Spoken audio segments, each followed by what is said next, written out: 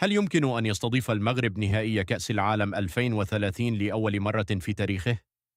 سؤال أصبح يتردد بقوة خلال الأشهر الأخيرة، خاصة مع تسارع أشغال بناء ملعب الحسن الثاني الكبير بالقرب من مدينة الدار البيضاء، المشروع الذي يوصف بأنه سيكون واحدا من أكثر الملاعب تطورا في العالم. تقارير إعلامية إسبانية وأخرى مغربية تحدثت عن نسب متقدمة في الأشغال وعن تجهيزات غير مسبوقة، من بينها شاشة دائرية عملاقة وتقنيات حديثة تجعل هذا الملعب منافسا لأشهر ملاعب العالم. لكن هل تكفي هذه المواصفات ليحصل المغرب على شرف تنظيم المباراة النهائية لمونديال 2030؟ وما الذي يجعل هذا المشروع يحظى بكل هذا الاهتمام؟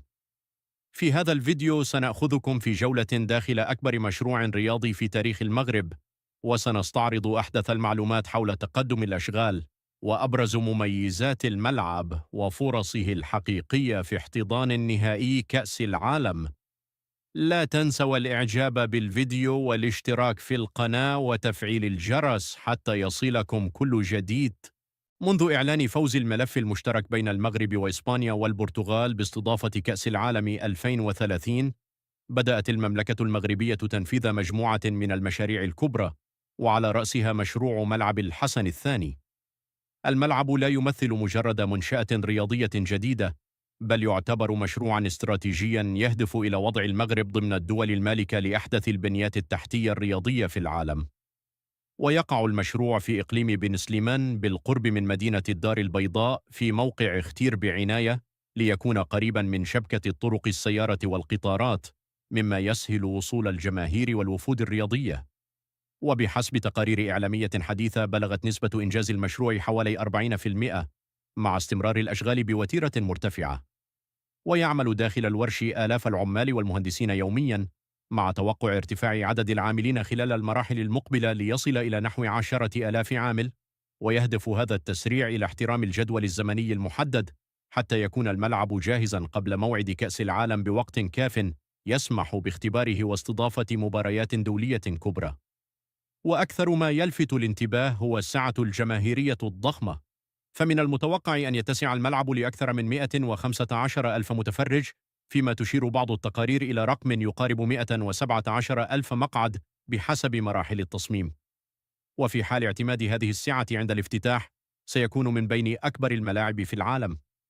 هذا الحجم الكبير يمنح المغرب أفضلية مهمة لاستضافة المباريات الكبرى التي تتطلب حضورا جماهيريا هائلا.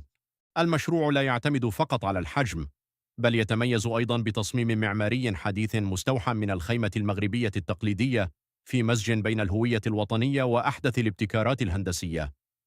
ويتكون الملعب من عدة مستويات للمدرجات، تسمح لجميع الجماهير بالحصول على رؤية ممتازة لأرضية الملعب، كما تم تصميمه وفق أحدث معايير السلامة والانسيابية لتسهيل حركة عشرات الآلاف من المشجعين أثناء الدخول والخروج. الشاشة العملاقة من أكثر الأخبار التي أثارت اهتمام الجماهير حديث وسائل إعلام عن اختيار شركة ألمانية متخصصة للمساهمة في تجهيز الملعب بشاشة دائرية عملاقة. هذه الشاشة ستلتف حول سقف الملعب لتوفر تجربة مشاهدة حديثة، بحيث يتمكن جميع الحاضرين من متابعة الإعادات والإحصائيات واللقطات المهمة من أي مكان داخل المدرجات.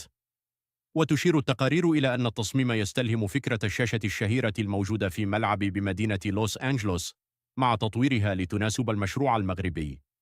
وإذا تم تنفيذ هذه الرؤية بالكامل، فسيكون الملعب من بين أكثر الملاعب تقدما من الناحية التقنية. مناطق كبار الشخصيات المشروع يتضمن أيضا آلاف المقاعد المخصصة لكبار الشخصيات والضيوف الرسميين، كما يحتوي على أجنحة ضيافة فاخرة وقاعات اجتماعات ومرافق إعلامية حديثة، بما يتوافق مع متطلبات الاتحاد الدولي لكرة القدم.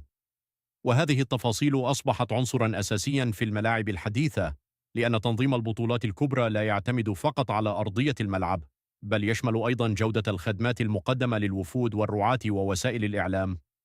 مشروع يتجاوز كرة القدم. الأهمية الحقيقية لهذا المشروع لا تتوقف عند تنظيم المباريات، بل يمثل جزءا من خطة تنموية واسعة تشمل إنشاء طرق جديدة وتحسين شبكات النقل وربط المنطقة بالسكك الحديدية، إضافة إلى تطوير المحيط العمراني.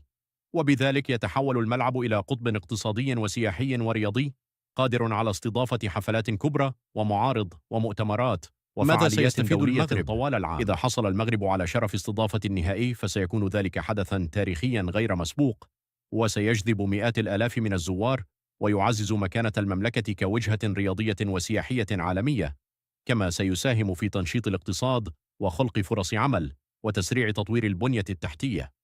وحتى في حال استضافة مباريات أخرى دون النهائي، فإن المشاريع المنجزة ستظل إرثا طويل الأمد يستفيد منه المواطنون والرياضة المغربية لعقود.